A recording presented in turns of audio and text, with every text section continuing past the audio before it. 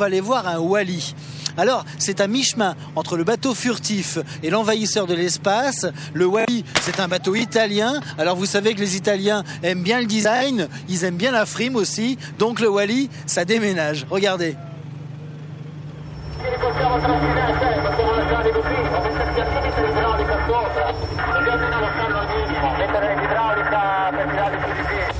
Ma non posso solo zero thrust?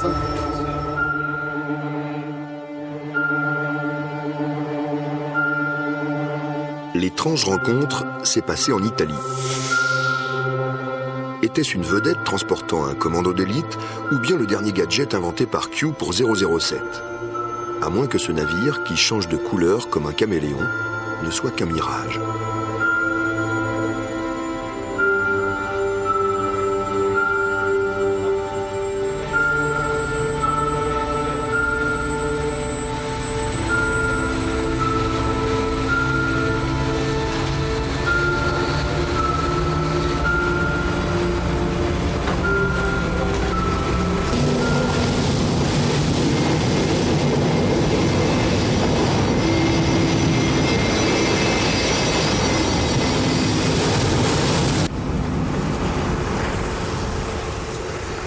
L'homme qui a imaginé ce bateau, c'est Luca Bassani. Depuis une douzaine d'années, cet ancien PDG d'une société de matériel électrique s'est lancé dans la construction navale. Spécialiste des voiliers haut de gamme, il rêvait cette fois d'une vedette à nul autre pareil.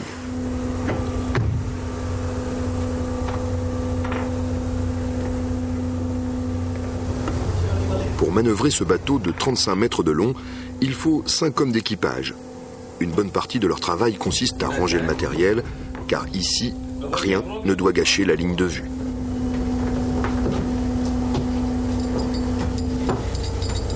Luca Bassani ne construit pas des bateaux au sens habituel du terme. Disons plutôt qu'il compose des engins résolument modernes, par passion et par défi.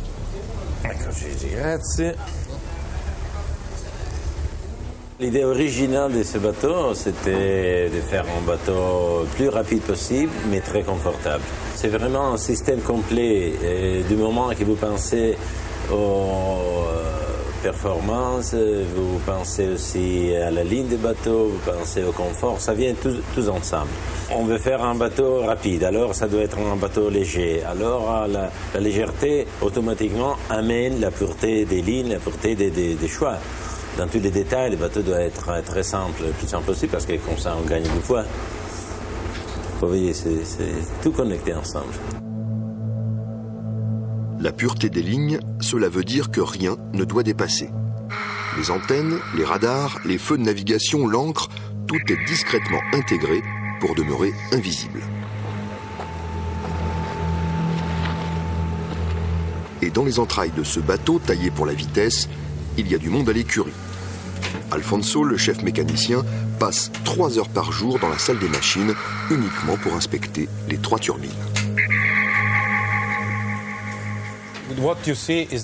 Voilà les turbines. Elles commencent là et arrivent jusqu'ici. C'est ce qui donne toute la puissance. Nous avons 3 turbines à bord. 2 directionnelles et une qui sert de booster. Chaque turbine développe 5600 chevaux. Autrement dit, nous avons un total de près de 17 000 chevaux. C'est énorme pour un bateau de cette taille. En général, quand on quitte le quai, on utilise les 2 moteurs auxiliaires. Et comme ça, on peut sortir tranquillement, sans faire de bruit. Parce que les turbines, ce n'est pas très sympa pour les gens qui sont dans le coin. Quand on les met en route, c'est très bruyant. C'est comme si vous étiez à côté d'un aéroport. Alfonso, possiamo fare con la porte? Pendant qu'Alfonso fait chauffer les 16 800 chevaux, Gigi, le capitaine, prend les commandes. L'engin est encore tout neuf, il faut apprendre à le maîtriser.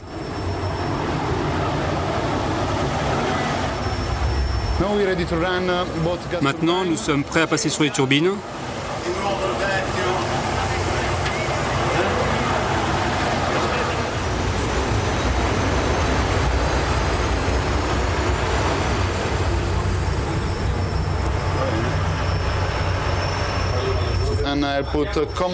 J'enclenche le système de direction couplée.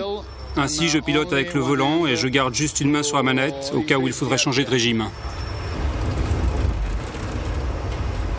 À l'intérieur, le poste de pilotage est aussi étroit et aussi compliqué que celui d'un Airbus. Et à l'extérieur, on pourrait presque se croire au Salon du Bourget.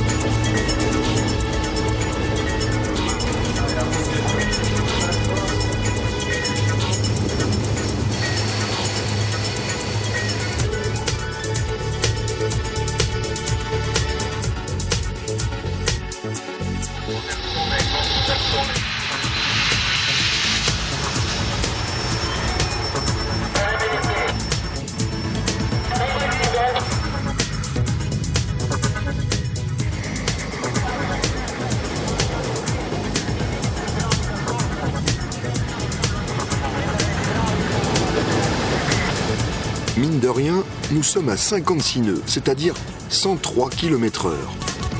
L'objectif de Luca Bassani, c'est de naviguer à une vitesse moyenne de 60 nœuds, soit 111 km/h, si l'état de la mer le permet.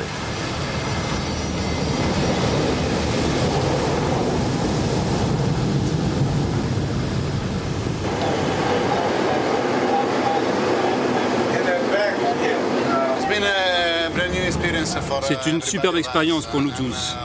Et nous en apprenons encore sur la façon de piloter ce bateau. La chose essentielle à laquelle nous devons faire attention, c'est de toujours bien regarder à l'extérieur, parce que tout semble arriver très vite sur nous. Et on doit deviner ce que les autres bateaux font avant d'arriver trop près d'eux.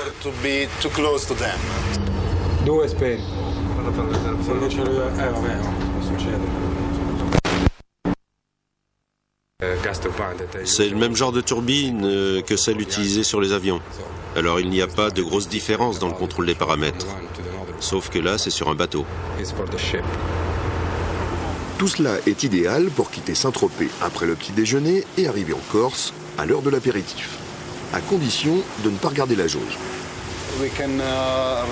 On peut naviguer à 60 nœuds pendant un peu plus de 4 heures avec le carburant que nous avons à bord. Ce bateau avale seulement 60 litres pour parcourir 1 mille, on peut le dire comme ça. Ce qui fait 3600 litres à l'heure lorsque les 3 turbines sont en action.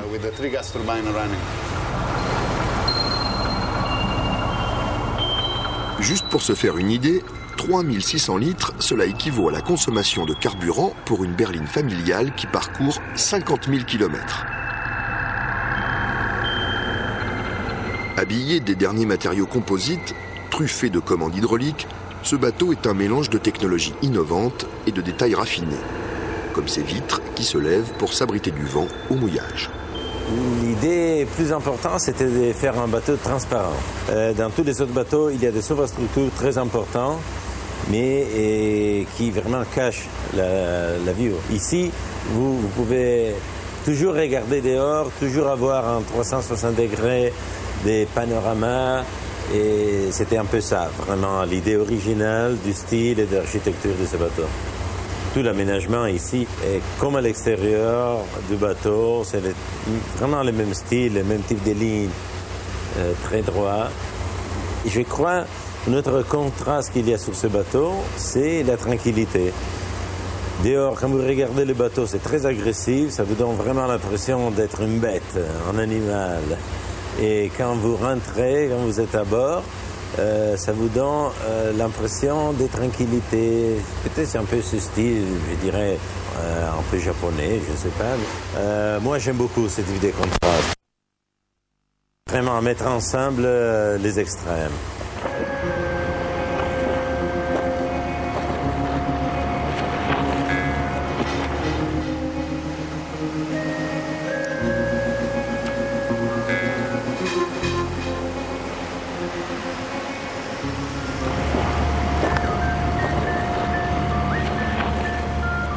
Fait du hasard, à la sortie du port, l'Amerigo Vespucci, fleuron de la marine italienne, frôle le Wally Power.